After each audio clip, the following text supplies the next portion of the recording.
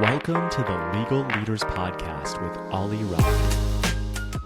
Kevin Liu is a partner at Goodwin Procter, where he's part of the business law department and specializes in strategic technology transactions, licensing, privacy, and cybersecurity. Kevin's expertise spans multiple industries, where he routinely works with technology, biotech, and gaming companies. Before rejoining Goodwin in 2020, Kevin spent time in-house as head of product and privacy at a late-stage B2B software company.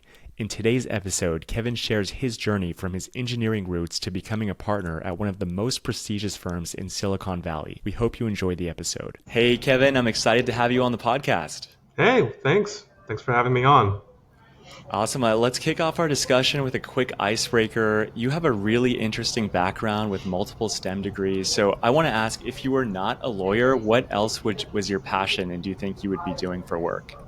I've thought about a lot of different things. One thing that really, was sort of like a plan, eventually to hit on was I do really like teaching. And so if, money wasn't an option or anything like that, I maybe would be like a high school teacher. I don't know what I would teach, maybe like math, maybe chemistry, but it's something that I've always sort of enjoyed doing. Amazing. Yeah, I mean, you have such an impressive career, but your academic background is super impressive. I mean, you were at Berkeley getting your degree in chemical engineering, and then you actually got your master's at USC, and then you also have your JD. So let's talk about sort of your academic career. When you were at Berkeley, did you even think about pursuing a JD? Yeah, so I think I first thought about getting a JD maybe like sophomore, junior year of my undergrad. So I actually did a double major in undergrad in chemical and nuclear engineering, partially because I was just interested at the time in learning about kind of a different area of technology. And, I had gotten some experience sort of working in a lab at school, as well as sort of like an internship during my summer. And, didn't really see that as something I wanted to do kind of long-term career-wise. Working in industry was great and all, but I felt like the area of research you're working on is so narrow. And, you spend 5-10 years maybe researching something, find out it doesn't work, and then, you're back to square one, right? And so, I think I'd gotten some exposure to someone who was like a patent attorney, and they basically explained how like they as a job basically just talk to inventors, learn about what they're doing, right, and kind of get paid for that. And to me that sounded really interesting because I think at the end of the day what I enjoy most is really just learning about the technology. Totally. And so you went straight to law school at GW, but what's interesting is it looks like you started your master's degree at USC during your second or third year in law school. Yeah, that's right. So this was back in shortly after I think the financial crisis, and so legal careers were still on recovering, and the job market wasn't as great. I will say my 1L grades were not very good. So, trying to land like a big law job was a little more challenging with that. So I ended up getting a, master's in electrical engineering, partially for, building that resume, because, I was interested at the time in like a lot of patent litigation positions, and sort of the number one kind of degree that they're looking for at the time was people with background in like electrical engineering. So that was sort of what drove that decision. Yeah, and I'm sure that, I mean, how was recruiting with the two degrees? Do you think the two STEM degrees made you stand out? I think it helped in some sense, but because one of them was honestly a nuclear engineering, and that isn't an area of technology where there's like a lot of patent activity, at least at the time. So I don't know how much that extra nuclear engineering degree helped, if at all. Gotcha. Well, you did end up clerking at a DC patent law firm initially. So how did you land that position? Yeah, there was, if I remember correctly, I think I at first just applied to it through, I think there are law schools like job board posting site, and somehow managed to convince them to hire me, I guess. That's amazing. And you were there for just about a year in DC. So did you know you wanted to go to DC? Yeah, so I was working in that position sort of during law school, and I initially picked DC to go to law, as a city to go to law school, partially because it seemed like there was a lot of good IP programs out there. I think the proximity to the U.S. Patent and Trademark Office was sort of the reason why. But it turned out to be a great decision just because there were sort of a lot of opportunities, a lot of people I could sort of meet and talk to in the industry out there.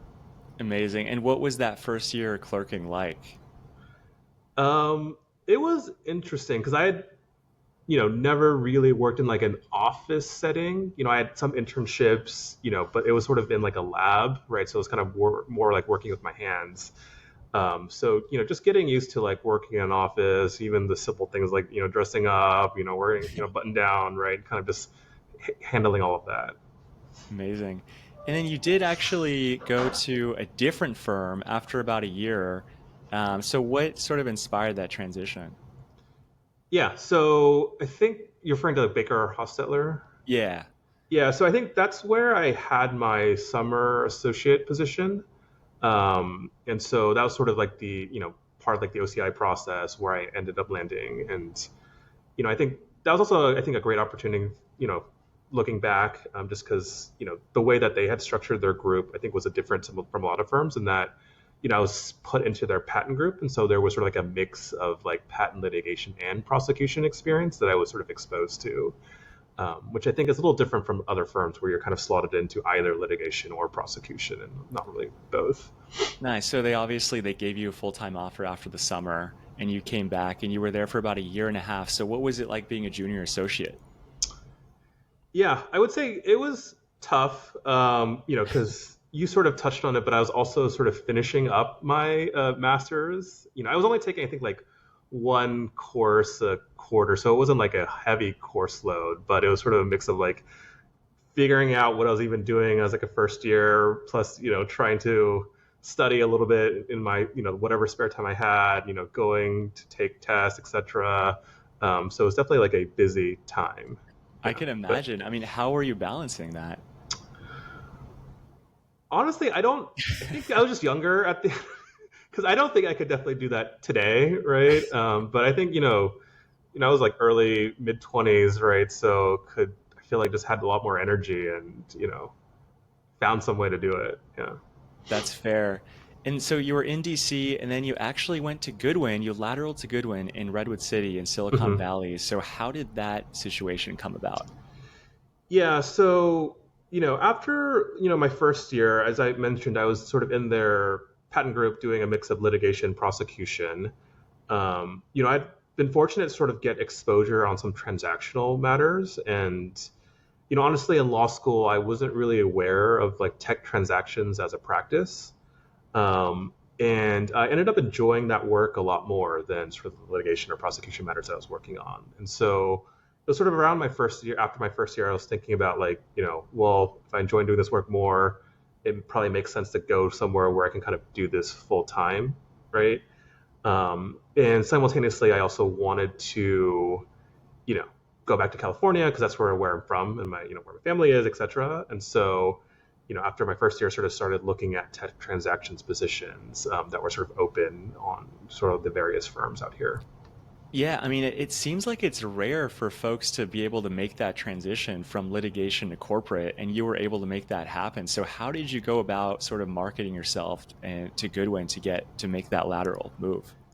I will be honest, right? I think there was just a lot of luck involved, right? Because I think I honestly did apply to every firm with a reasonable tech transactions practice. I think I only had a handful of interviews because I think, especially as like a 1 year out of law school, like you don't have a ton of experience on your resume, right?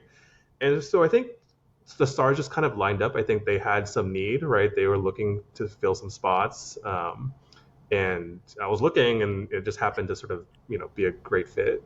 Um, And do you think the experience with the litigation and with patent work like bolstered you?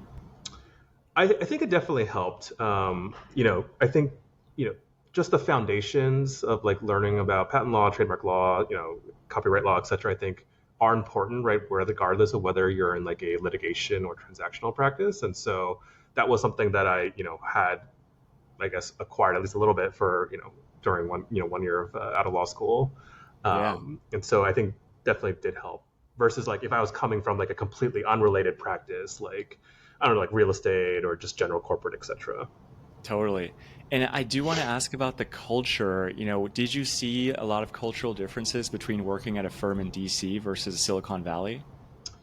Yeah, I will say it definitely was much more relaxed, right, and less formal.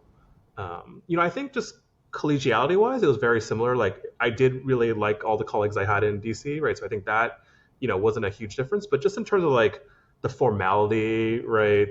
Simple things of like how people dress, office decor, right, was very kind of different in that sense. Yeah, it seems like the Silicon Valley firms are just so influenced by that tech culture, which is super interesting. Yeah, I think, if you were to show up to a client in like a full suit and tie, I think they kind of look at you a little funny. So yeah, You'd be out of place. yeah, for sure. It's amazing. So 3.5 years at Goodwin, and you were an associate at that point in time. So were you just doing tech trans work at that point? Yeah, I would say I was doing, maybe like 80% tech trans and a bit of privacy work as well. I think at the time, privacy was sort of within our, tech trans practice as well. There wasn't, I think GDPR just came out, right? There wasn't, CCPA, these other sort of like privacy laws in the US.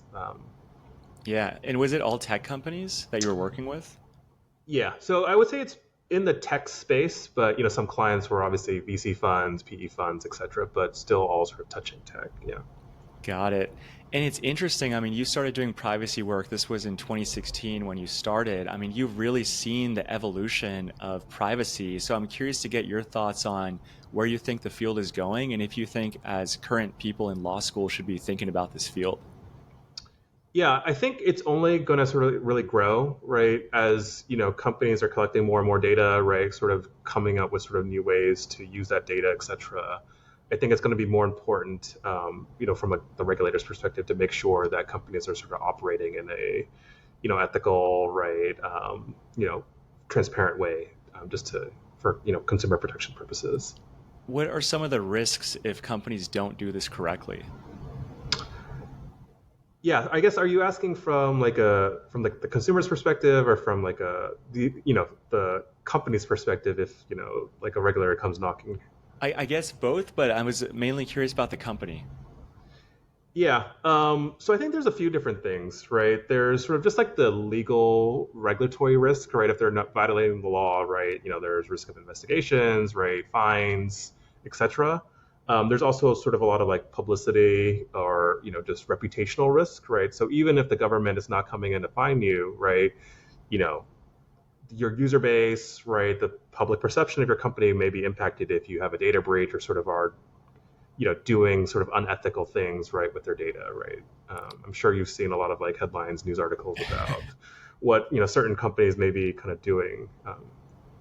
Yeah. I mean, it seems like, yeah, it's on the company side and especially just on the consumer side, it seems like consumers are so wary about these types of things now too. So, I mean, yeah, it sounds like it's a rapidly growing field. And what's interesting is you went in-house after 3.5 years at Goodwin at Optimizely, where you got promoted to the head of product and privacy. So, I guess first of all, what inspired that transition in back in-house? Yeah, so when I was in law school, like making partner at a law firm was never really something that I thought was on the plan or even like really possible, right?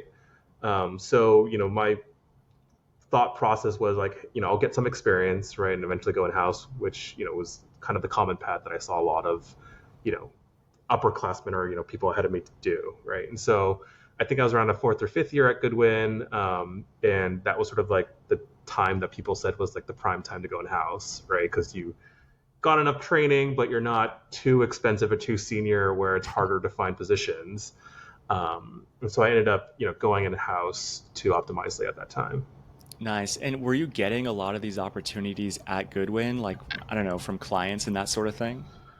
Yeah, there was definitely I saw clients reach out with openings, etc. Optimizely wasn't a client. I just sort of had applied blind, I think either on LinkedIn or something like that, and ended up going there. But definitely because we do work with a lot of like emerging growth startup companies that are on the upward trajectory. There definitely are sort of positions that open that I see other colleagues often take. Nice. And how did you like being in house? I thought it was great. It was a sort of a great like kind of learning experience. A lot of things that I did enjoy. The breadth of my practice area was a lot broader because we were a smaller legal team. You kind of had to you know work on a lot of things that weren't necessarily your primary responsibility. So I kind of touched on like some employment matters, some corporate matters, commercial agreement matters. So I really like the variety of legal practice I was doing in house. Yeah. And then it was also, I think, very valuable in sort of seeing how things work on the inside, right? Because a lot of times at the firm, you sort of provide the advice, right? But the steps to actually like implement something, may be more complicated, right?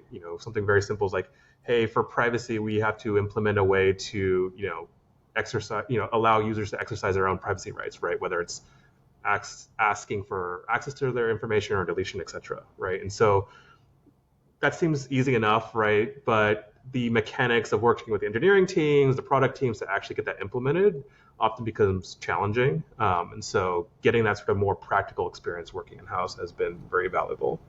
Nice. So is it fair to say you were doing sort of like product counsel work and commercial counsel work? Like other than, was it sort of a broad gamut? Yeah, I would say I think my primary role was sort of product, right? Product counseling work, but again, we're a smaller legal team, so I definitely stepped in to help with like sales contracts, vendor contracts, partnerships, etc.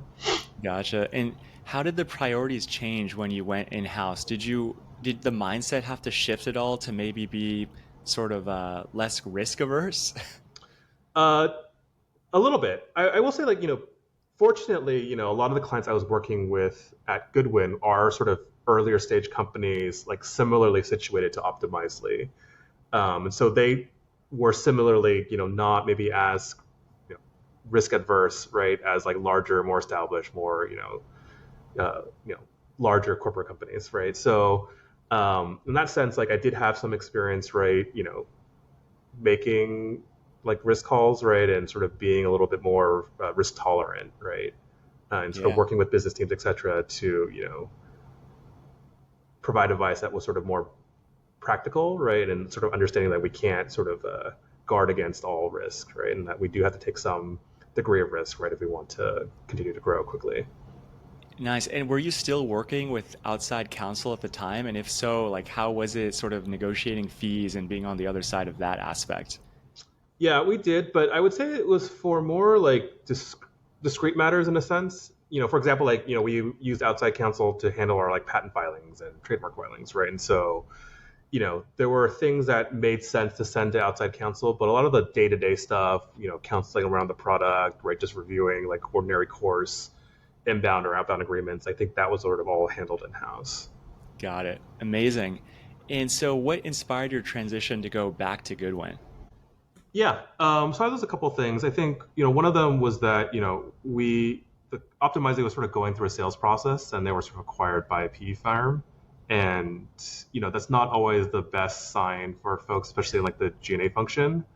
So I sort of saw the writing on the wall and knew I didn't want to stay at Optimizely. So it was really a question of like, do I want to go to another company or sort of go back to a firm?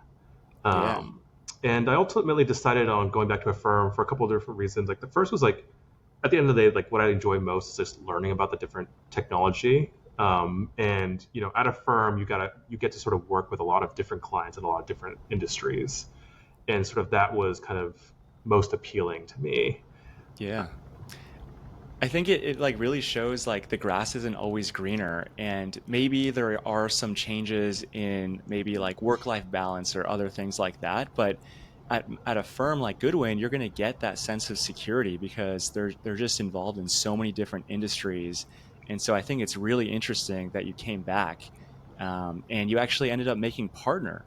So, and you've been a partner now for a year and a half, which is super exciting. So, what types of things like changed for you in your day-to-day work as you were approaching, candidacy for partnership?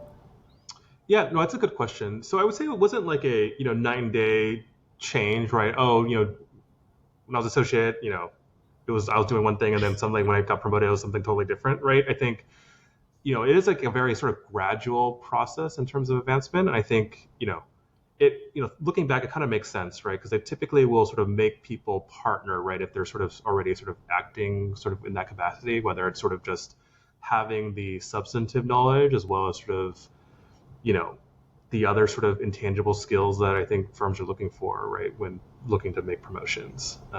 Gotcha.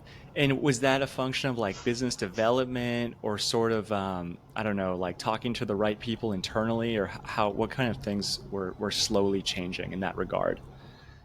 Yeah. I think for everyone's path to partner, and I had spoken to a lot of people who have made partner, et cetera, or are sort of on the path, like it's going to be different for everybody, right? It's not always just, how big your book is. And, when I was more junior, that's sort of what I thought, right? It's like, hey, if you have, whatever, $5 million a book, they'll make you partner, right? Obviously the financial component is very important, right? But there's sort of a lot of other considerations I think firms go through, right? And some of it's just like, hey, there's a need, right, for folks with this specialty, right, or practice area, and we want to be able to support clients in this space. We need people with the subject matter expertise, and I would say I fall more into that bucket, right, than someone who's like necessarily bringing in millions of dollars of business per se. Gotcha. It's amazing. And I mean, I want to ask, like, how did it feel to make the partnership? Honestly, I would say it was a little surreal because again, when I was in law school, like it never even crossed my mind that I would still be at a law firm at this point in my career and would, as partner, right? So I'm still, I feel like sometimes getting used to it a little bit. Yeah. What's the best part about it? Is it sort of the relationships and the folks that you're working with? Yeah, I think so. I think another great thing about working at Goodwin is I feel like all the other partners kind of treat you equally and as like a true partner, right? I think I feel like at some firms, there's like partners and then there's like partners, right? Or, the more senior equity partners and there's still, a little bit more hierarchy, et cetera. But I really, again, part of the reason why I select Goodwin is like, I feel like there's that collegiality, equality, right, amongst, everyone. Yeah, I think it says a lot that you came back to the firm. So I do want to pivot a little bit and ask you something that's on everyone's mind in law school, at least that's a hot topic, is AI Sure. and how that's going to impact legal work. So I'm curious, what you're seeing on the landscape and how this might impact that world. Yeah. So I definitely think it will make a meaningful impact to the practice of law, right? Anyone who is saying like it won't, I feel like, is is wrong, right? Just maybe to just be totally transparent about that. But I don't think it will remove the need for lawyers, right? I think it will make us a lot more efficient in what we're doing, right? And so that folks can allocate their time and resources to the more interesting tasks, right? And I think we've seen changes in the practice of law with technology, like in the past, right? Like e-discovery, right? Being able to kind of review like hundreds of thousands of documents more quickly, right? That's been an innovation, right? And firms are still making plenty of money, doing litigation work, right? So I think firms will find a way, right, and sort of adapt, right, with the advent of like AI technology, right? It may just be like we become more efficient and bill less for certain things, but we'll find ways to add value and sort of drive business in other ways. Love it. And then I want to ask about sort of the value of a JD degree. Have you seen, do you think the value of a JD is increasing or decreasing since the time that you were in school? Honestly, I feel like it's sort of been going up and down a little bit. I think around the time I was going to law school, I think a lot of people were getting JDs. And so I think there was a period where there maybe was some oversaturation of the JD market. But I think now, like, because like at that, after that, like it became a little hard to find jobs, etc. Like I think fewer people started applying for JDs. And so now it's sort of, I feel like going back up a little bit, right, in terms of, the smartest people in college, right, deciding whether or not to go to law school or do something different. Yeah. We just had a new administration. I know it's early, it's still January, but I want to know, like, are you seeing any changes in the sort of the tech landscape? And if so, what kind of changes are you seeing or expecting over the next 4 years? Yeah, I think it's, a couple areas that I've sort of been thinking of is like I think overall like there's going to be a bit less I think regulation likely, right? Just given the posture of the current administration, right? And so I think everyone's kind of expecting, for example, like M&A activity to pick up, right? And that's not going to be necessarily unique to the tech industry, but other industries as well. I do also do a bit of work in like the crypto Web3 space, and I think a lot of folks in that area are very excited because the prior administration was a lot more conservative around regulating right crypto, and so I think we're also hoping, I think, to see a boom in the that space given the Got change in it. administration. Nice. And then just reflecting on your career and thinking about the future, I know we talked about privacy briefly, but what other sorts of industries or specialties should, folks in law school be thinking about and exploring? Yeah, you sort of touched on this, but like AI, right? I feel like we may see, AI law, right, become a thing, right, similar to privacy, was 5, 6, 7 years ago, right, before GDPR, CCPA, et cetera, with all these sort of like comprehensive industry laws, right? I think we may see AI kind of become its own sort of practice group at firms where, before privacy was often, shoehorned in with, existing tech transactions practice or something like that. But now I think because there's so much to know in privacy, it's become its own practice area. And I think, for something like AI, you see it, follow a similar trajectory. Incredible. Cool. Well, I do want to ask sort of like what advice would you give to your younger self looking back on your career? Say that you were talking to yourself in law school. What advice would you give to yourself? Um, I think just to kind of again keep an open mind about things and not sort of stick to what the original path was, right?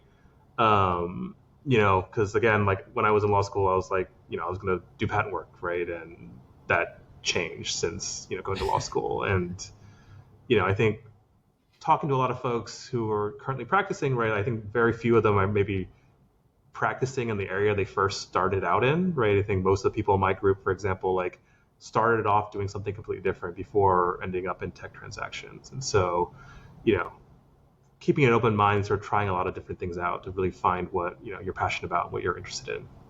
Gotcha. And I want to ask about the value of mentorship. Did you have a mentor sort of in your career or currently? And if so, how did that impact the way you went about your career?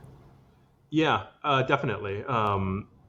And I think that's sort of been sort of instrumental in my career, right? I think I was fortunate to have a lot of great mentorship within my group at Goodwin, as well as like the prior firm I was at, that really kind of helped me understand sort of what sort of different career paths can look like, right? Because even though they may have been partners at law firms, right, they, were able to kind of share experiences about folks who've, got in house, et cetera, right? So I can sort of kind of see the whole gamut of what's kind of possible and then kind of decide for myself, right, based on their guidance and input, like what sort of career path I want to carve out for myself. Nice. And then kind of a broad question. When I say the word networking, what does that mean to you? Yeah. Well, the electrical engineering side of my brain says one thing, but um, I think it's really about like relationships with people, right? And sort of building and nurturing those relationships. And I think you can kind of do that in a lot of different ways. I think, some people kind of take the like, meet as many people as possible type approach. But I tend to maybe lean towards like forging a lot of like closer relationships, right? Because I don't remember where I heard this from, but I heard that like, especially as lawyers, like there's really going to be like 3 or 4 key relationships that kind of make your career, right? And finding and honing and focusing on those, has is what's really important. And that kind of resonated with me when I first heard it. I love it. Awesome, Kevin. Well, you have such a successful career. I guess last question I'll ask sort of is, as in the partnership role, I mean, what's next for you? What sort of things are you thinking about as you think about your career? Yeah, I'm obviously still kind of thinking through and sort of building my own sort of practice. I think one area that I do want to kind of focus more in on, sort of become, more well established, I think, in the industry or on, especially as like legislation is developing, is in the AI space, just because I do see that as being like a very critical, important, and sort of interesting space to be operating in. Gotcha. Amazing. Well, thank you so much for doing this, and really interesting background and career. And thanks again for joining the podcast. Yeah, of course. Thanks for having me on.